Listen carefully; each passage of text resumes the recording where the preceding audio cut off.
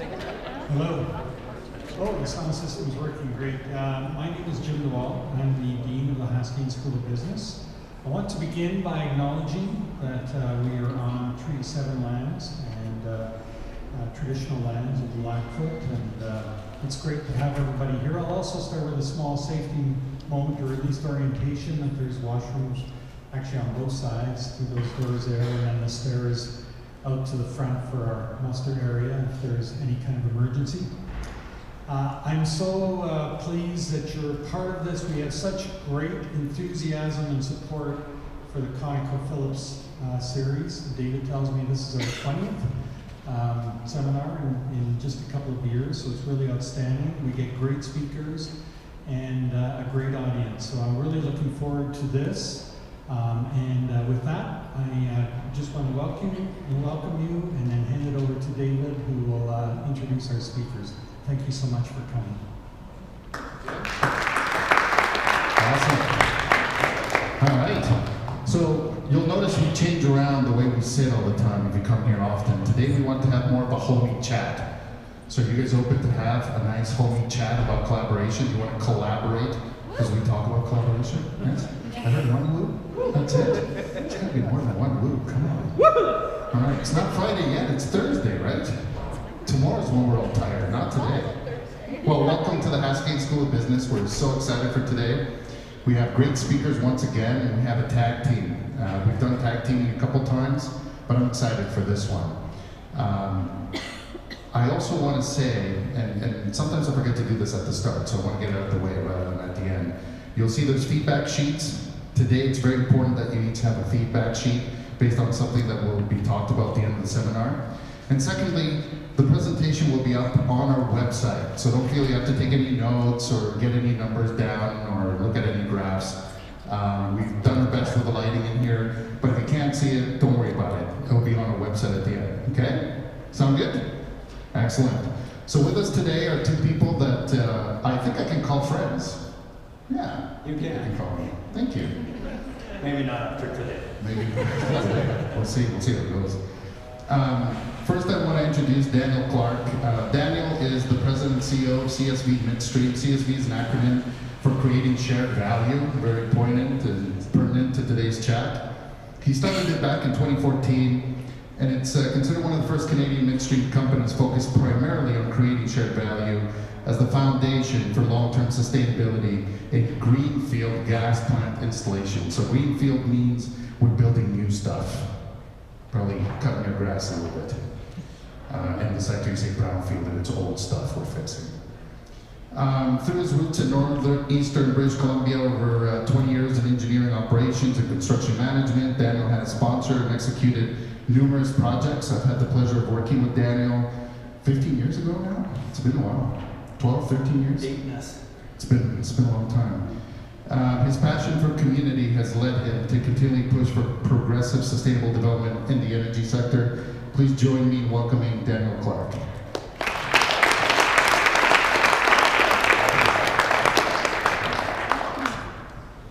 Secondly, we have David Savage with us, and David is the founder of the Collaborative Global Initiative and author of Breakthrough to Yes. I have a particular link to this book because David and I collaborated on this book, and I got to write a little case study in it. And I feel very privileged to have been able to do that. I think I even have an intro to one of the chapters, which is nice. Yes, you do, and you're on my radio show too. That's right. So David, he's been looking at unlocking the possibilities of collaboration through culture. He brings 40 years of business development, collaboration, negotiation, conflict management, and stakeholder engagement. He's our second speaker. Please welcome David Savage.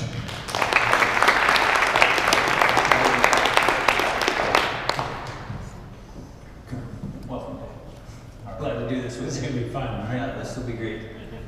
Well, thank you everybody for being here with us today, and I really appreciate the way that Dave and his team have put together this field, because really this is meant to be the start of a conversation that Dave and I hope to have with all of you, and as you know, a worst case scenario, maybe leave you thinking about a new way of approaching energy development.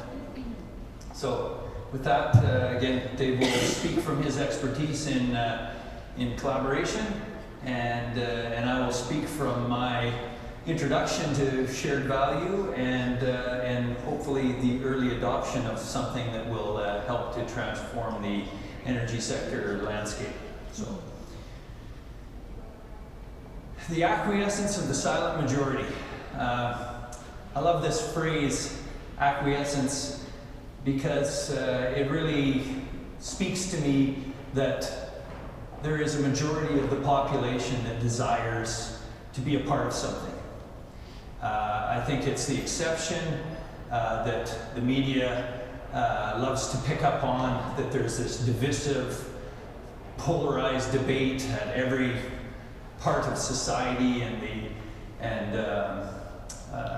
that it is this East versus West, liberal versus Democrat, or excuse me, liberal versus conservative. You know, keep it in the ground, exploit to your heart's content, things of that nature. I actually would believe that the evidence, the way that the global community responds to things such as natural disasters,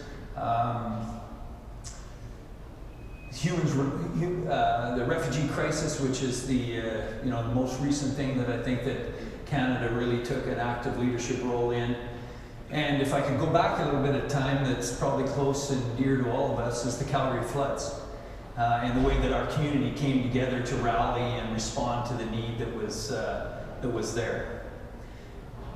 My favorite statistic of that was obviously the Stampede put out a call for volunteers to come help clean up, because it was right before the Stampede, as you recall.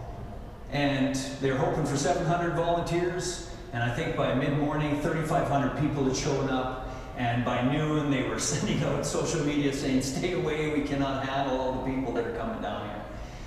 And so I really believe, and I feel that this speaks to this groaning desire of this acquiescent majority to get out there and be involved and to meet the needs of the community and the environment. And I don't think the energy debate is any different. And I think, as this slide speaks to it, people are just want to be active, they want to be involved in something that can help and improve the world that we live in. So let's just look real quick at Energy East. This is it from a macro. And if you had asked me maybe a few months ago what I thought of where the Canadian population was on the Energy East file, I would have thought there would have been a low, you know, at best, maybe 50% support if you took the entire western provinces and put them together in a room. And is that what the evidence speaks to? 64%.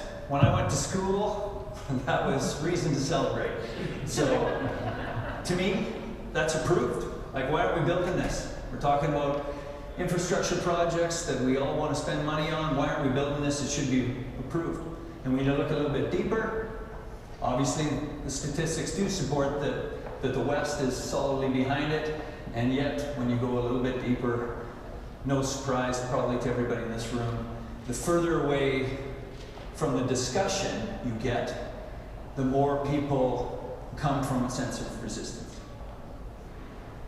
And so, Dave and I, hopefully today, will introduce you to an idea, a collaborative approach on how we might approach the energy file through collaboration and shared value to bring this conversation closer together. Because when you look at the options that are available to us and the history that as it's been approached, when you look at government, when you look at biased industry groups and biased environmental groups, you know, the evidence speaks for itself. It drives this social media debate that I even got caught up in last night as I checked my Facebook page and started arguing with somebody obviously from a different viewpoint of me, and it's just so easy to get trapped in that. So, this is my thesis. Business cannot succeed in a society that fails. And I don't know about you, but I've never met somebody that believes otherwise. And yet there seems to be a large swath of the population that would advocate that there's people that do truly believe that and live that. So why am I here? What do I know about shared value? Why do I think I can speak on it and invite you to be part of that discussion? My roots, as Dave mentioned, are in the energy space, oil and gas, building oil and gas facilities for the last 20 years. I started simply by identifying that people are what's important to make a successful company. So I developed an engineering firm where I was very deliberate about the type of people that were going to be a part of that. Very exclusive to people that had common values and common beliefs, and I created a community and culture that I believe was second to none. And some of them are here, and I'm very grateful for them to attend it. So fast forward a few years, I had the opportunity to go to Harvard Business School, take an executive ed program, and I met Michael Porter, who is a world famous economist, and he and Mark Kramer studied sustainable developments in emerging economies, and how through collaboration with community and a vision for sustainable development, they could make real social impact while minimizing their impact on the environment and the community that they're going to impact, while the industry executes on its business plan. As I looked at it and as I learned about it, I immediately recognized this resurrection of the energy sector within Canada in the last decade or so, and the resistance against it, and maybe some opportunities where we could try to do things a little bit differently, and utilize this massive wealth and resource that we have to address and solve the social problems that are around us right in front of our face. So upon my return from this program, through fortune, I started up a midstream company where I could take and build on this community and culture and people values and take it to an infrastructure and an operating reality to really speak to the community that I was intending to introduce this to. So what is CSV? Where does it come from? It's nothing new. It's just really that definition. And I think through that definition, it allows people to grab a hold of it and to embrace it. We all want a script to our core, even, and I'm the worst, that wants to go my own route and drive my own speed. But at the end of the day, we all want a script. So what's the CSV script? I think it's obvious. Philanthropy. That's where it began for me. When I became a young professional, I wanted to give back. That, I believe, has evolved into corporate social responsibility, and this is really talks about the responsible business. And really, I think that speaks for itself in the fact that companies do this as risk mitigation, from an environmental, from a sustainability, from a social progress, what is your reason for being?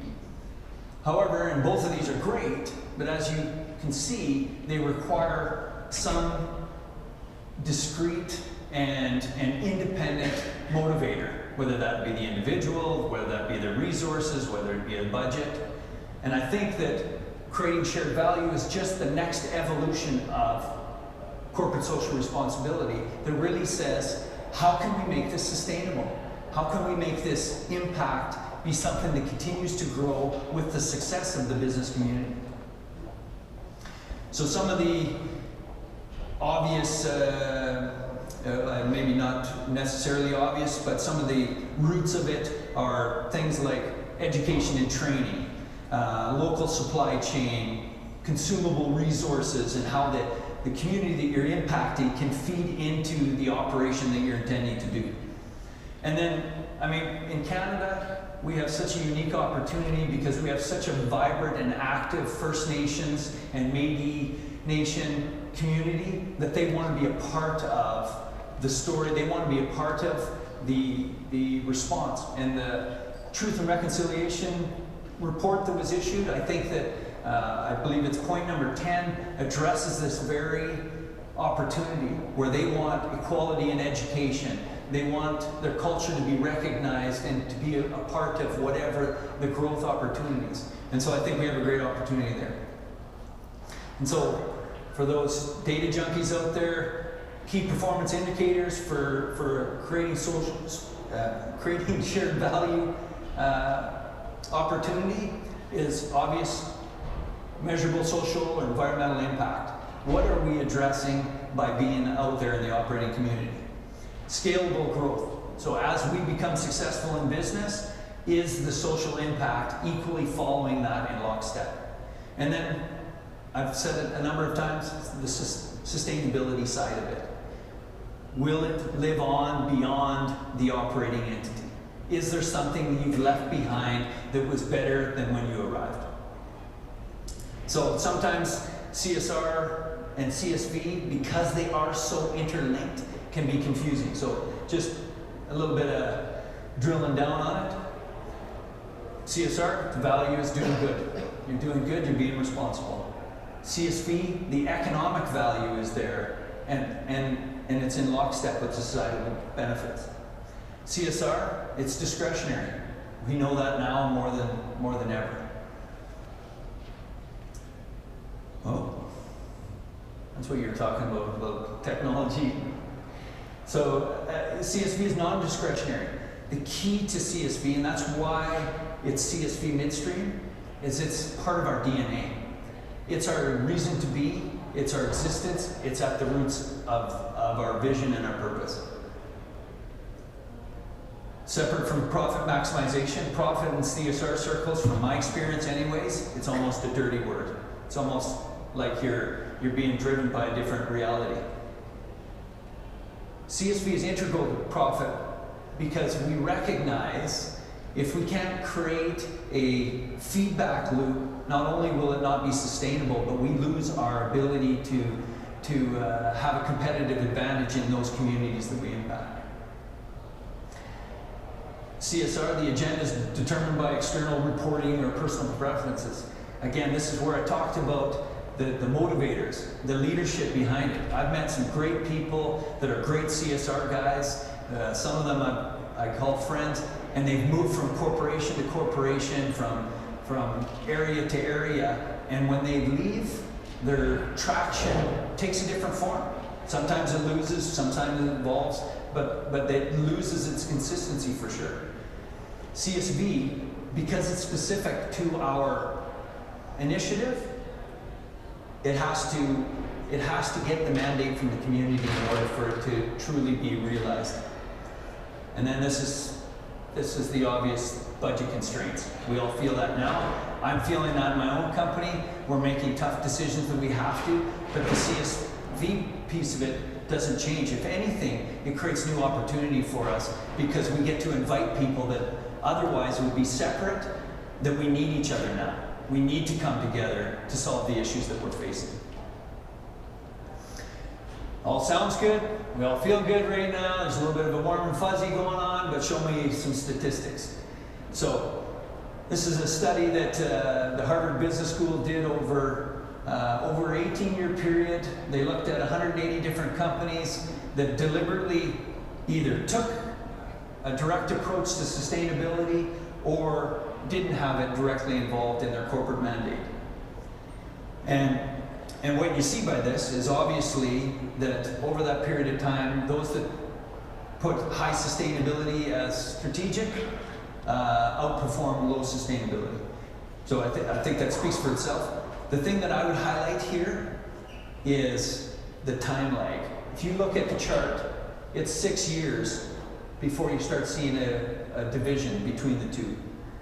Sustainability, shared value, it takes time. And that's why it needs to be a long-term initiative. This can't be something, it can't follow the same business practices, and Harvard promotes this so vividly and continuously that we've got to get away from the 90-day report cards. We've got to get away with this idea that you got to show me a return right now. I'm fortunate in my business because the return expectations of a major infrastructure project are defined by decades. They are not defined by a short cycle approach. So that's, again, why I chose this type of business to bring it to bring to the energy community, is because when I walk through the door and I invite people to a conversation that I promise that I'm going to be there for decades, you know, my commercial model supports that. Another thing that Harvard took initiative on is that they've redefined that they issue a top CEO list every year. In 2015, they put 20% weighting into sustainability. It obviously changed the demographic of those top CEOs, and their rationale was quite simple. In today's era of big data, transparency, people, investors, they want to know just as much about your culture and community and your values as they do on your bottom line. So, and a great example of this is, does anyone know Touring Pharmaceuticals? Yes. September 2015, there's the Hedge fund back group, and thank you for saying yes. Nobody today is in my dread runs and not, but you will very soon. Hedge fund back pharmaceutical company bought the rights to a medicine that overnight they jacked the price up by like 100 times. The greater community went crazy.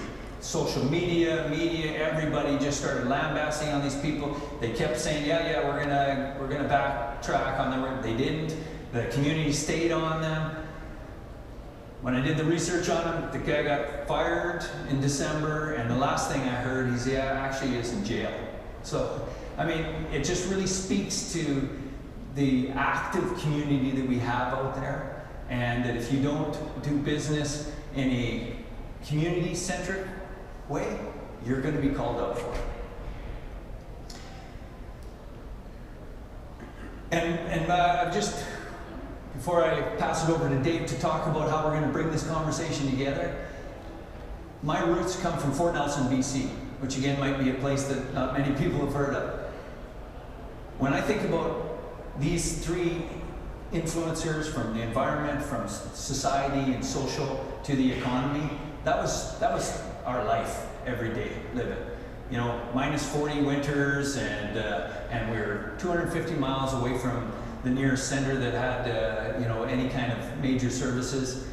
If we got too far away from town, we were in trouble. And I had some of those scary days on dirt bikes where the light was fading and I was desperately hoping that I could make it home. So the environment was real. If you didn't respect it, it ate you alive. And the community, over 50% of it was represented by First Nations. So this whole idea that they weren't part of community was a new thing that I learned as I moved into these urban centers.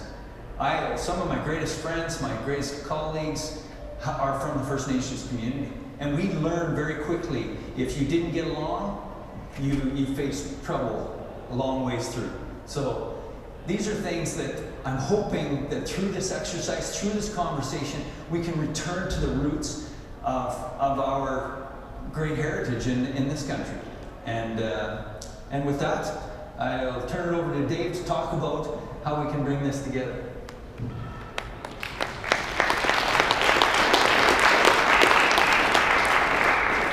You haven't heard the end of Daniel Clark. You'll be hearing about this guy for a long time. What I want to talk about is the subtitle of my book, Unlocking the Possibility.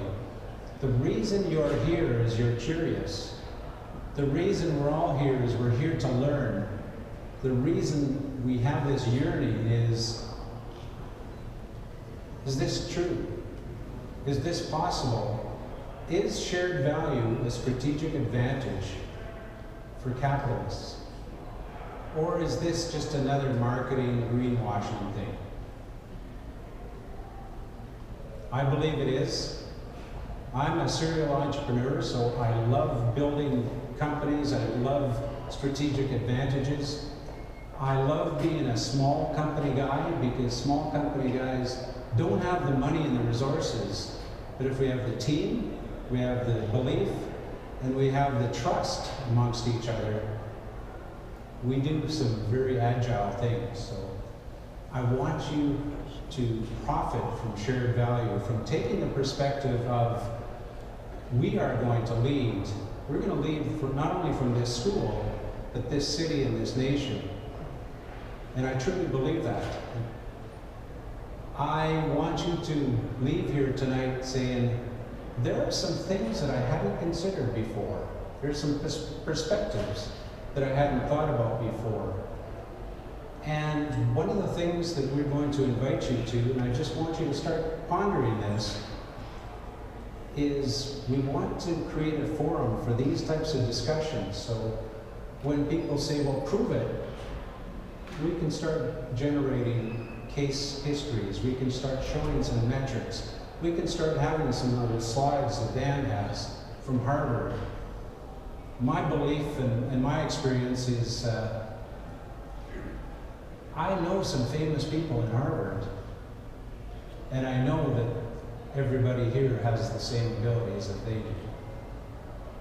So let's get away from the rock stars. Let's get away from, well, they must be smarter over in Boston. Calgary is a city of entrepreneurs.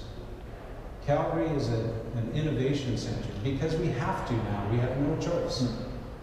You know, I like to talk in other cities about the big shift in the paradigms, the business paradigms, the social paradigms. Everything is quaking. It's changing now, and this is our opportunity. This is our opportunity to lead. When we put up the slide, you know, many of you know about interest-based negotiations. Many of you know about stakeholder engagement, communications.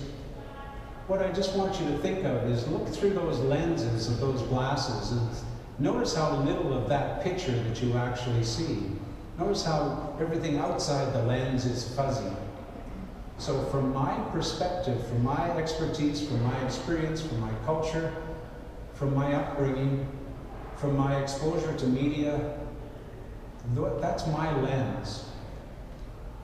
Your lens is different. Collaboration invites difference. Collaboration invites inclusion, diversity. Collaboration embraces conflict. So if everybody has to look like me or sound like me, let's waste our time and let's just go back to the command and control. If you believe that you've got something to teach me, that's a great start. One of the things that I've shared with David and Dan a few months ago when we talked is, as we've been doing this work, as people like Steve and Seema and Denise and others have been doing this work over the years, I've started to change my initial question. It used to be, you know, what's your deliverables? How can I help you accomplish your deliverables? That doesn't work anymore. My question of executives that want to hire me now is, how comfortable are you without knowing what the outcome will be? Just think about that. How comfortable are you when you don't know what the outcome will be? Because if you're comfortable with that, and you let the rest of us in, whatever we generate is fresh. It's innovation. It's clear. We're unlocking the possible. If it's just about building a gas compression site, and I gotta get my way, it's not gonna work. It hasn't worked. Look at the pipelines, it hasn't worked. So think about the perspectives and think about what are the lenses other people can add so that I can see the greater picture. And we often confuse ourselves that we're only business people, or we're only environmentalists, or we're only social activists, or politicians, or whatever. Bull, hockey, whatever, yeah. So we are all of those things. We are probably the most educated, the most connected civilization in history. Let's just go there. Let's realize that as long as we pretend to separate community from environment from business, we're stuck. And this is what we got mostly. This is what Dan talked about earlier, about the outrage, about the positions, about people claiming the hero status. This is about the 2016 World Economic Forum. Published reports of interconnections on the economic risks today globally. and the likelihood that these risks are going to occur. So it's a brilliant report. It's available online. I recommend that you take a look at it. So this isn't the World Economic Activist Council. This is the World Economic Forum. What I'll share with you is food, okay? That's very likely and very costly, very challenging. Food, let's make that local. So our economic risks, probabilities, impacts are going to be different to some degree here in Calgary than they are in Los Angeles or in London or Paris. Do you know that our great city, our agricultural province, if stuff happened that cut us off from transportation, we have 3 days worth of food. And do you know if you live downtown and stuff happens, you're going to be hungry by Sunday. Stuff happens quickly. So let's consider how we get around that. Those are interests of our stakeholders, of those people that can be our partners as opposed to our resistors. Another one is water supply. Well, again, water supply may not appear to be that dramatic a challenge for our area. It is for much of the world. This one is definitely an issue for Calgary, Alberta, Canada, North America, the energy price shock. So whether you're an oil man who's just seeing your company skirt on the edge of receivership, whether you're somebody who is advocating complete renewable energy, the energy price shock shocked us all. It makes the alternatives less attractive. It makes the base business less attractive. So let's move forward. We've got all these challenges. We've got this anti-social media, this Trumpism, and yet everybody's trying to do their own thing. Everybody's trying to do their own thing. What if we actually decided that we are one? We actually can put on our green hat when we go downtown. We can actually be social activists, be the champions. What Daniel, I want to underline here is corporate social responsibility was great, but its time has passed. When we look at some projects that we'll both walk you through a little later, we'll see that that old paradigm just doesn't work. The paradigm of finding what your community needs, wants, and serves them. You know, it takes time to build those relationships. It takes time to build how we get things approved from our boards of directors, from our stakeholders. But once you're there, boy, it goes quick. And I'll show you that. So yes, here's my book. Delighted that the book is well received, and actually a number of people in this room are actually in the book. I realized when I started writing the book 3.5 years ago that there was few books on collaboration, and none of them were collaborative books, which is kind of odd. There's a paradigm shift, so I decided, gee, the older I get, the more I realize the less I know. So how about I invite 100 of my friends from 5 countries to help me in this book. So they're in there. I think the wisdom and the inclusion, well, isn't that a cool thing? That's a marketing thing too. And it serves me, that's a collaborative book. Because now I have, including my podcasts, I have 146 people in 5 countries promoting my book. Right? So there's the self-interest, there's the business part of collaboration to say, isn't this cool? Dave's invited all these people into the book. Well, now I've got 146 marketers. Simply said, why did I write the book? Why do I care about this? Because I think, like most of you, there are times every day, whether you're in conversation, whether you're reading the news, whether you're listening to politicians, and you just get frustrated. You just get frustrated. This has got to change. This is destroying value. This is destroying corporations. It's destroying communities. 3 days ago, I attended a Rotary meeting in the Beverly Hills Hilton. And it was really cool But one of the things that I noticed in that hour and a half that I was in that meeting is here's some of the best served people in the world. So we have these stories that the reason Donald Trump and Bernie Sanders are so popular is because the outrage, everybody wants a change. We think the folks in the Beverly Hills Hilton would be pretty happy with the world. They're pretty ticked off too. They're ready for change. They want to see change. And as I was walking out, a little bonus is I'm quite fascinated with Tesla. I'm quite fascinated by the deconstruction and disruption where Elon Musk never asked anybody from Detroit to help him design his car. He brought a few people from the Bank of Nova Scotia, and he brought a whole bunch of people from Silicon Valley. And just as a little thing, next time you see a Tesla, check out the door handles. I watched Samuel L. Jackson walk into his Model X, which hasn't even been released yet, so that's kind of fun.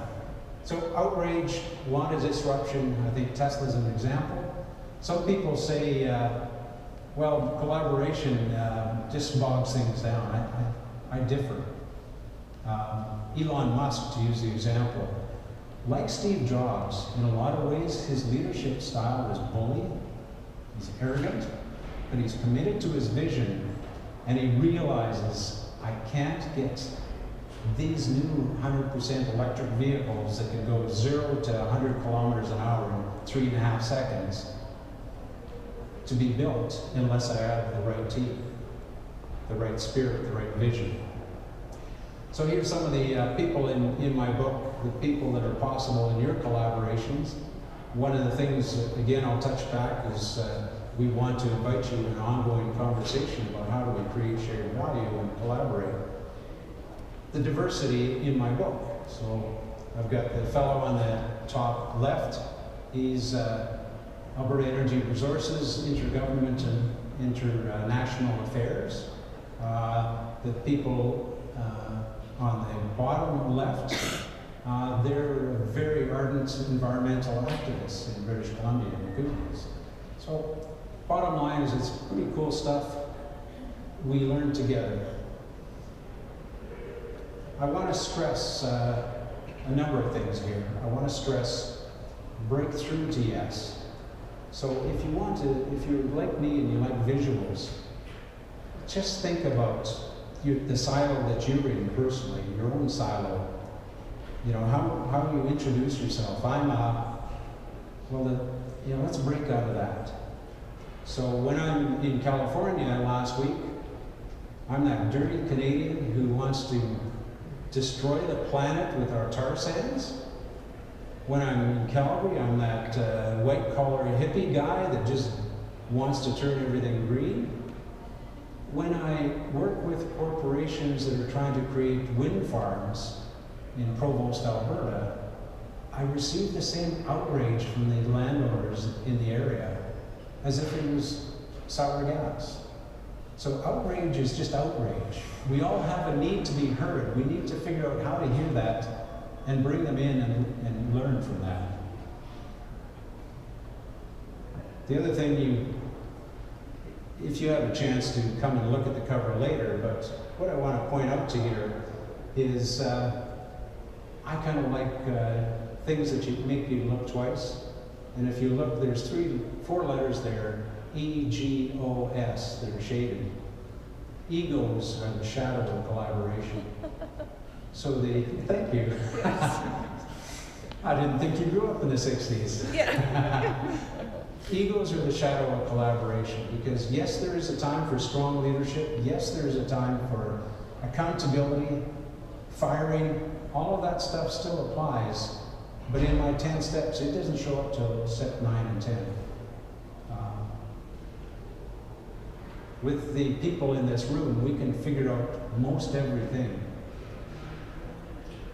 So I want to talk about my 10 steps.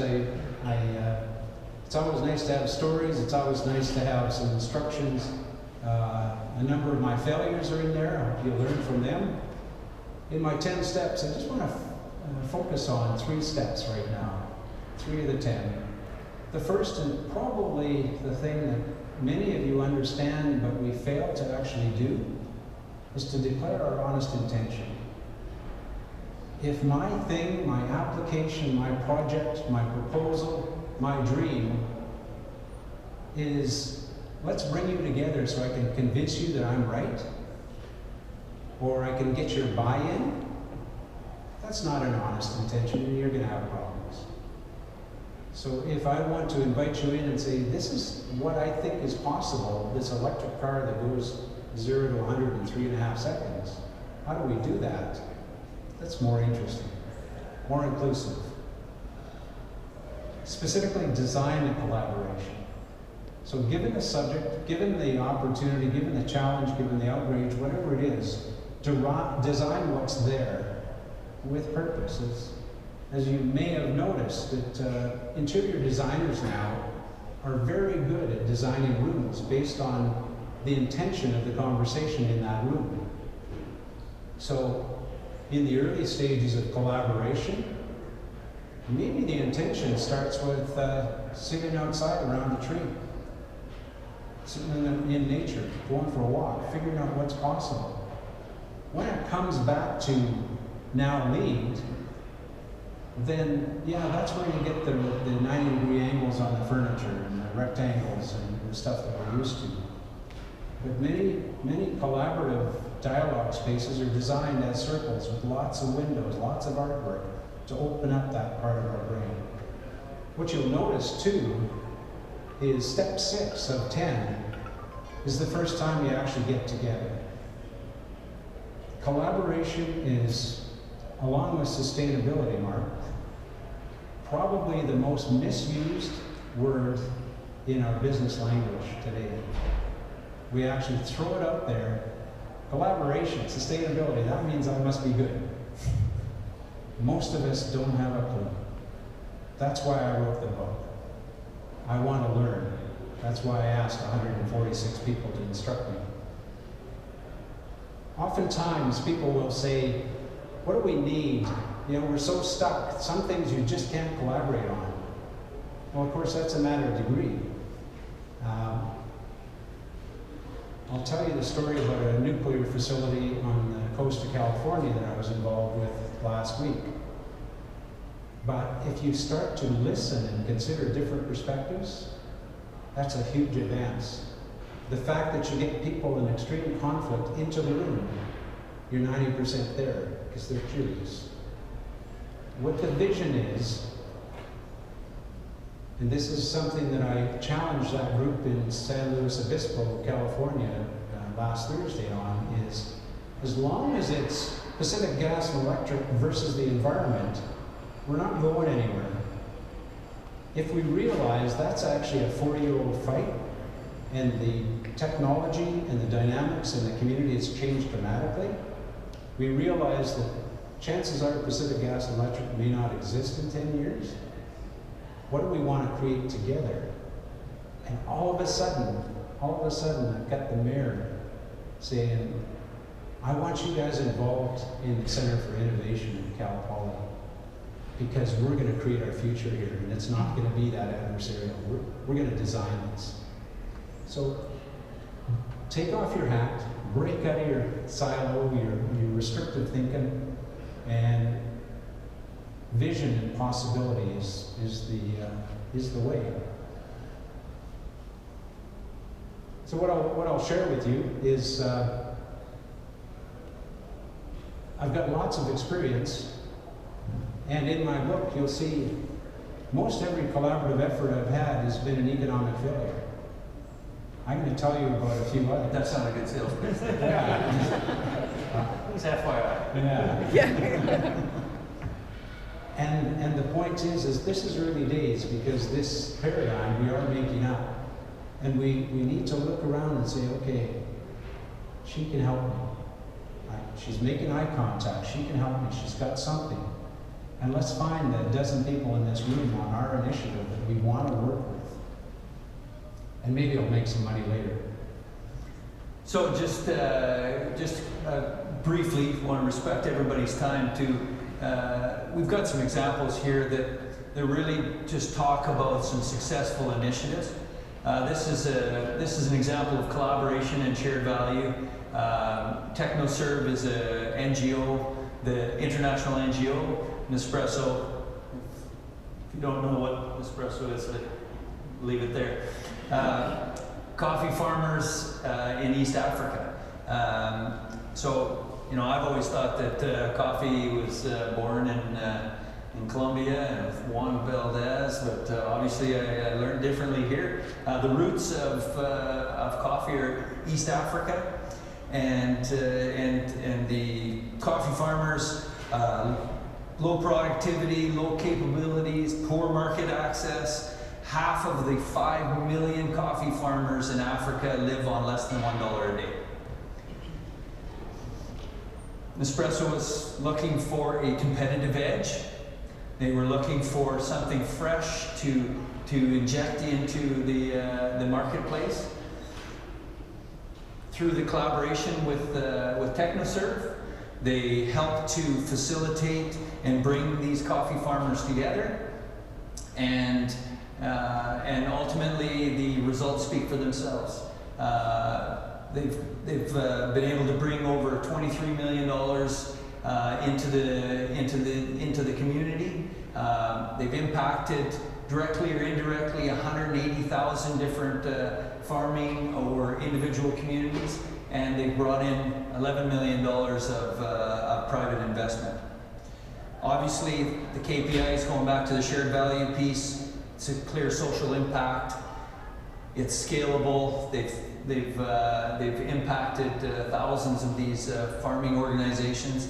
And Nespresso's bottom line, they've got a secure, fresh, and growing supply chain that I would say that they've got a very loyal supply base.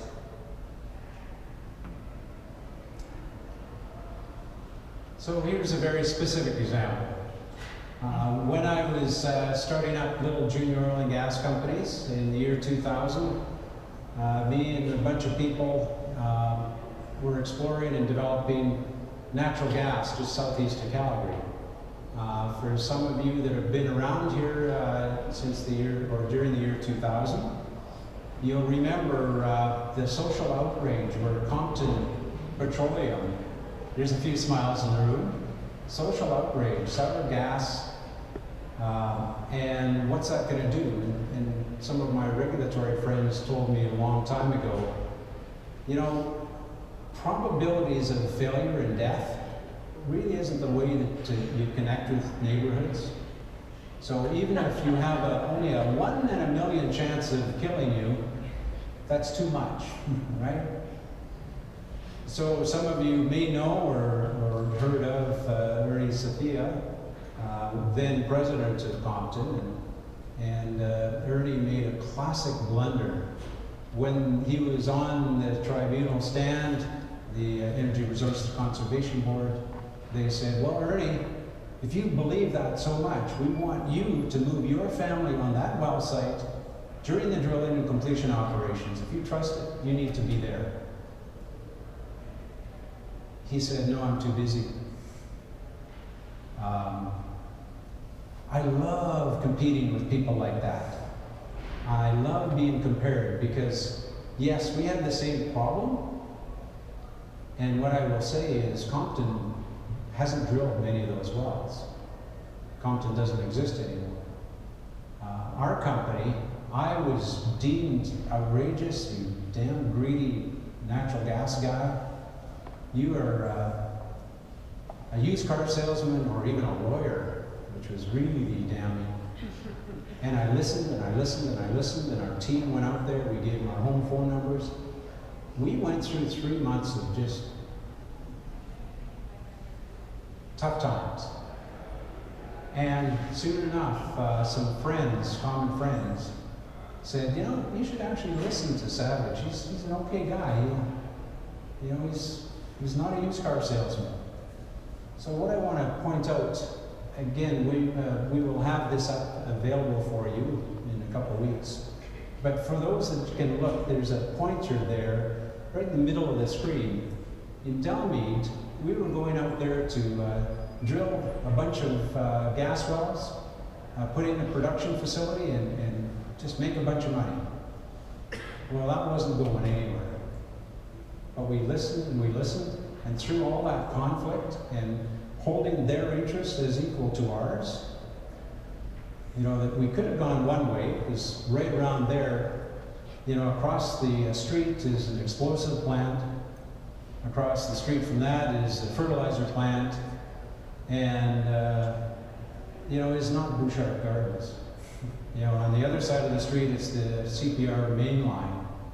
So those that don't live there, we could say, yeah, it's heavily industrialized. You know, you could die from any one of those sources, but we didn't. We said, okay, what's to be learned here? What we learned from all that conflict was we were open.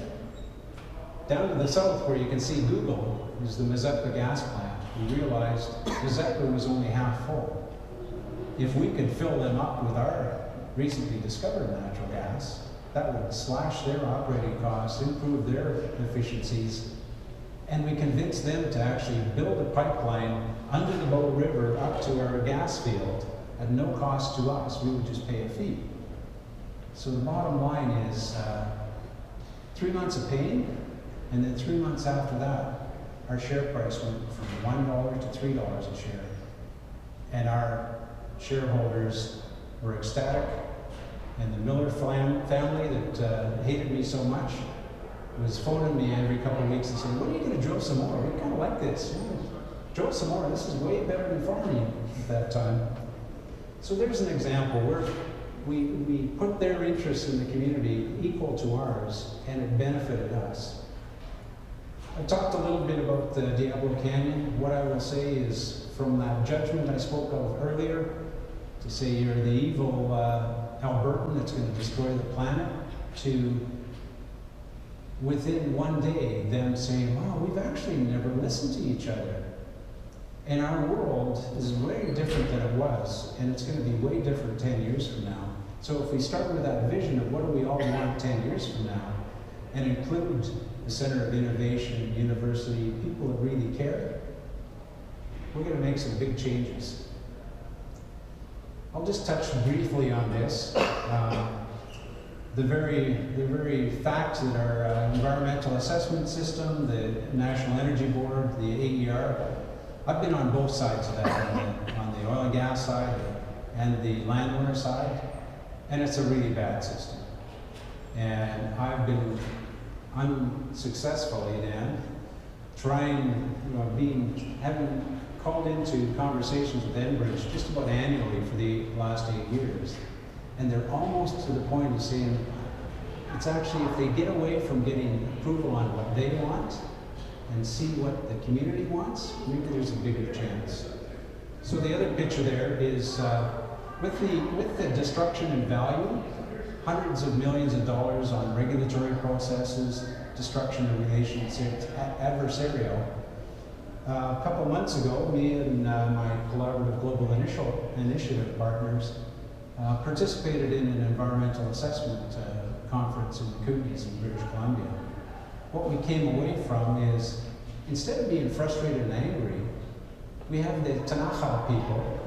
We have some of the most brilliant environmentalists in this area. We have business people, we have youth that want work. Why don't we collaborate? And in fact, what we're doing now is we're going to create our own environmental assessment process that the Tanaha Nation will use to be their screen for what happens on their traditional lands. And maybe someday the National Energy Board and others will come to the Tanaha and say, yeah, how come that's working and ours isn't? So be the disruptors. Just because it is doesn't mean it will be or must be. Dan. These are just a few examples that I just wanted to touch on briefly. From a corporate standpoint, CVS, as it used to be, pharmaceuticals, wanted to evolve their brand, try to be more focused on health and living to this prescription for a better world theme. They recognized that cigarettes didn't fit into that vision, and they made a deliberate decision to remove cigarettes from their offering. That cost them $2 billion a year in revenue. And they made a choice to do that because they had a vision of being a health care provider. And so they've now evolved into more of a health practitioner. They've got a membership base that ultimately has signed up for wellness training and education, and now they're collaborating with insurance providers to provide insurance for their membership base, which obviously reduces the premiums charged for people that are focused on their health. So again, KPIs of obviously impacting a larger and growing demographic. It's scalable as they apply it more, and it has had a measurable impact on their bottom line.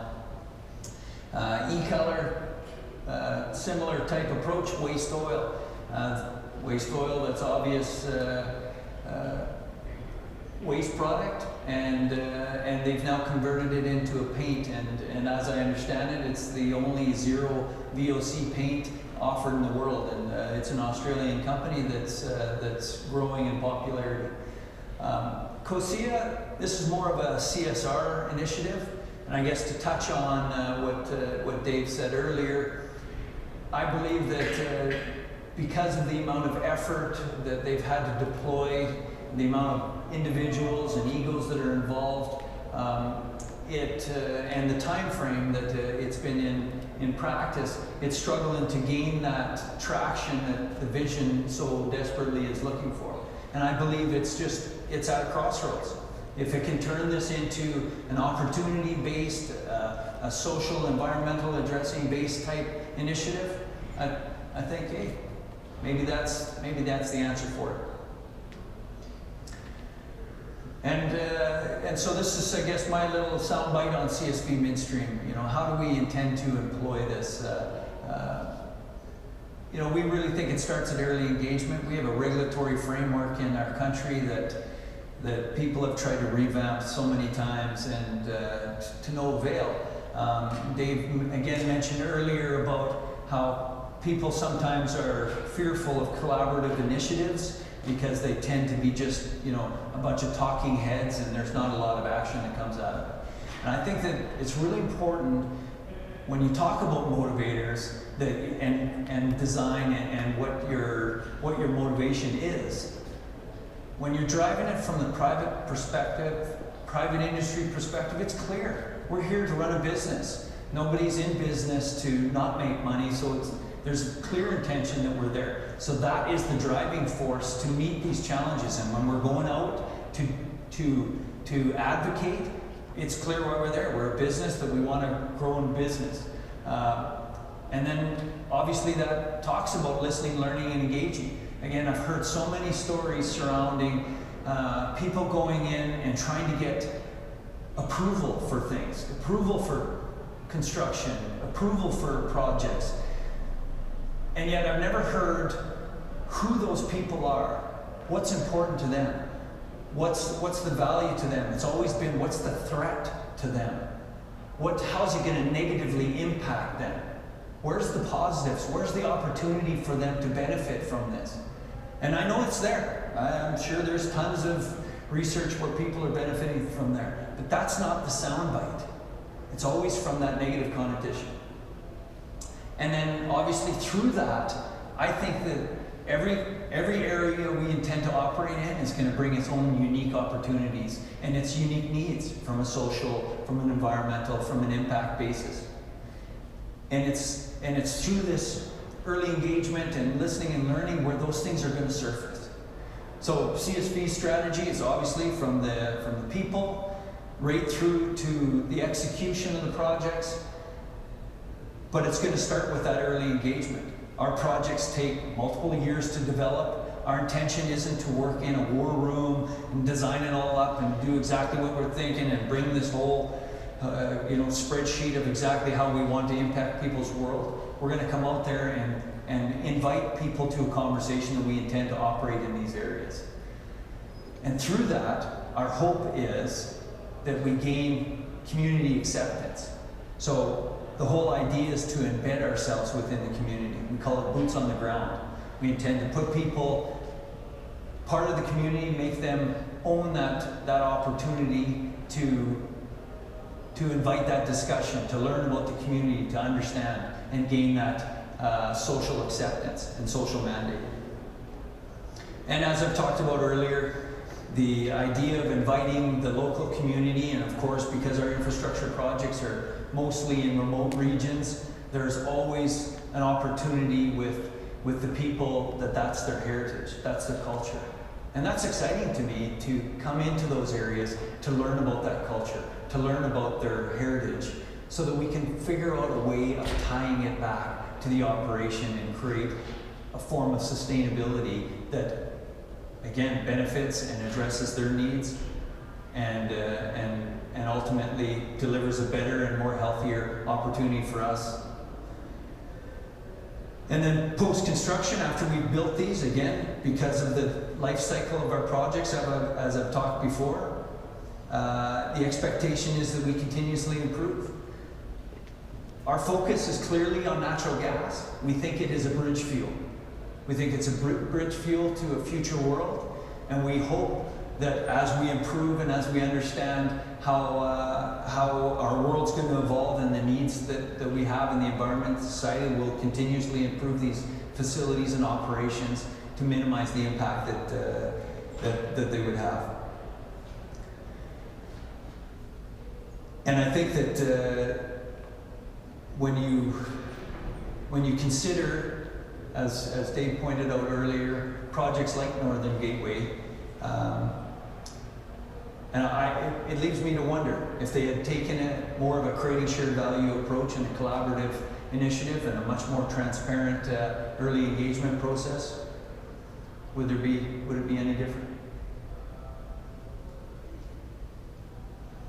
So while we've talked about natural gas drilling, nuclear facilities, tar sands, all of that good stuff, that's really not the point.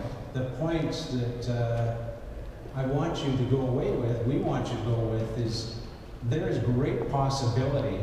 So when we get away from the conflict, get away from the push-pull, and get away from Diablo Canyon, Suncor, Enbridge, get away from Donald Trump, Bernie Sanders, whatever that is, and say, there is a radical opportunity that's arising from this new paradigm. We don't know how to do it well yet. Yes, great starting book.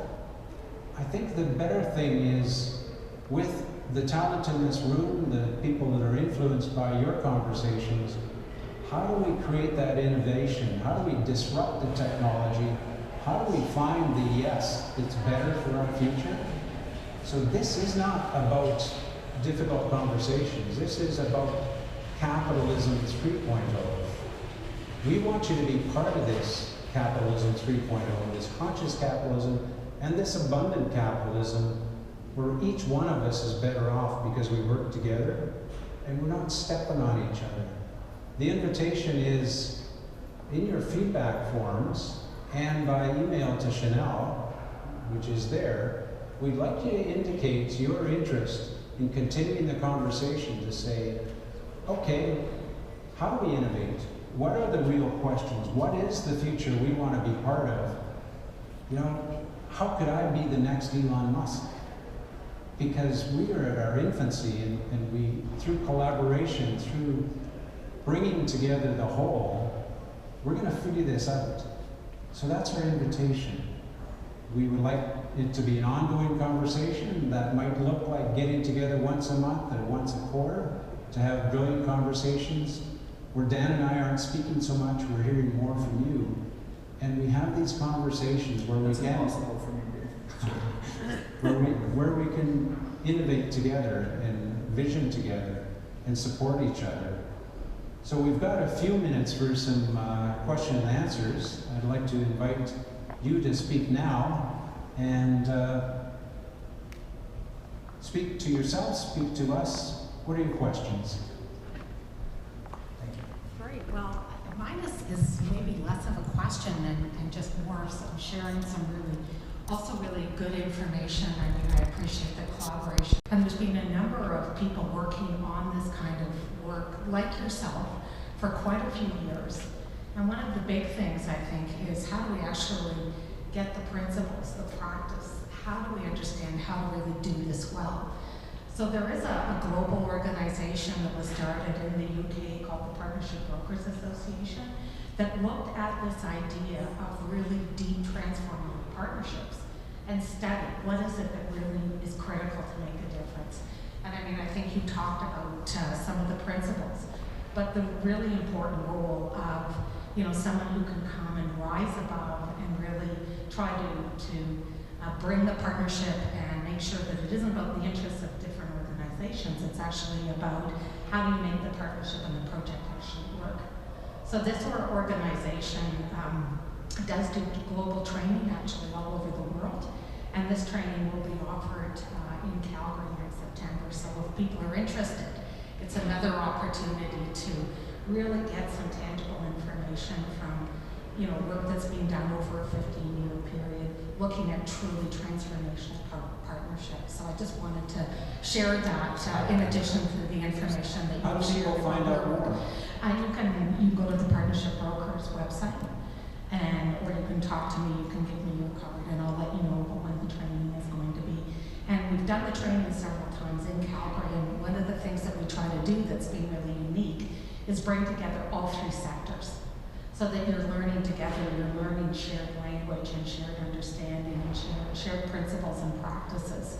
And the goal really is to create transformative relationships to drive the kind of social change and justice. And in 1992 at Rio, the number one thing that was discussed was the fact that the way to actually create a sustainable and equitable world was through partnerships. And so this is, you know, being discussed for so long. The problem is people don't know how to do it. So having that kind of learning and training and you know, an opportunity, there's a number of things. There's lots of different training and mentor programs with people from all over the world where you can really learn how to do this work really effectively. So I just wanted to add that in addition to your book and some of the things you're working on, that this might be another opportunity for people to think about. Thank you so much. And notice that we can start to visualize this as a series of innovation pods.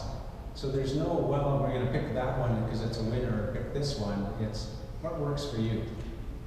And these pods in London, in Calgary, in San Luis Obispo, wherever, we're going to start to feed each other. So I think we have time for one more question. We've gone a bit over. I know it's a little bit long and you might be wanting to head home.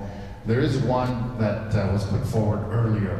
Conflict between leadership and collaboration, where you have sometimes collaboration confused with a drive to get something done from a leader. I know, I think it was you, Dan, earlier that said, or was it you, Dave, with Elon Musk, somebody that's a visionary that might seem like a bully, but understands that you need a collaborative team to get something done. I wonder if you could talk a little bit to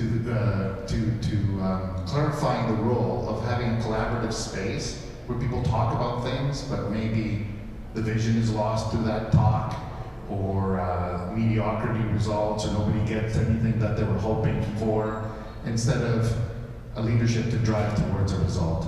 Yeah, well, I'll start, Dan. Weak leaders consult, or try to get you buy into their idea.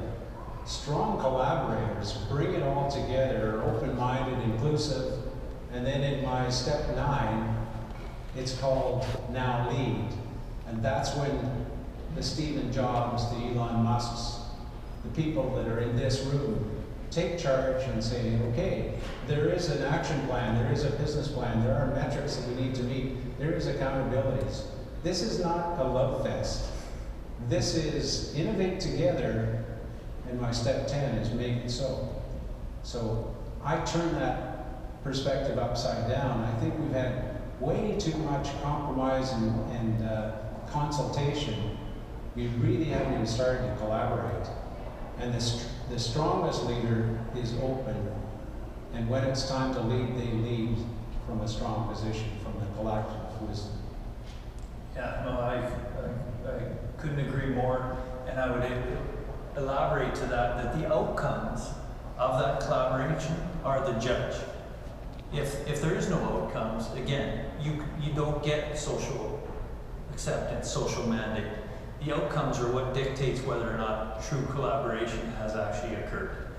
And to me, that's why private sector needs to be front and center in this. This can't be led by something that is motivated by some external factor. It has to be led by people that are motivated within the room. And that's Great. Thank you. Well, we've gone a bit long. I want to thank you all for coming and your patience. But what a great conversation today. This is our last IRIS seminar of this academic year. But a lot of you said, how do we keep connected through the summer? For those of you that were here at the beginning of the year, I mentioned how we're developing a Twitter presence.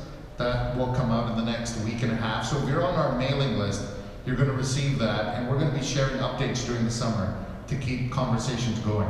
We're probably not going to comment on things, so I'm never going to tell you what my opinion is on something, but if you follow us, I'll bring attention to things that are happening and invite you to comment and start a dialogue there. So I hope that you'll join us. If you're not part of our mailing list, please look at the feedback card. Also write in the feedback card ideas for next year. I'm always looking for great ideas from you that attend this seminar as to what are the topics that you wish covered. Please join me in thanking once again Daniel and Dave.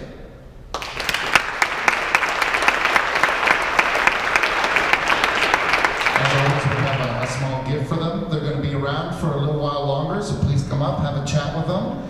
And we should have these materials up in the next 2 weeks. And I hope you have safe travels. Thanks again for joining us, and thanks to Conoco for supporting the seminar. Take care.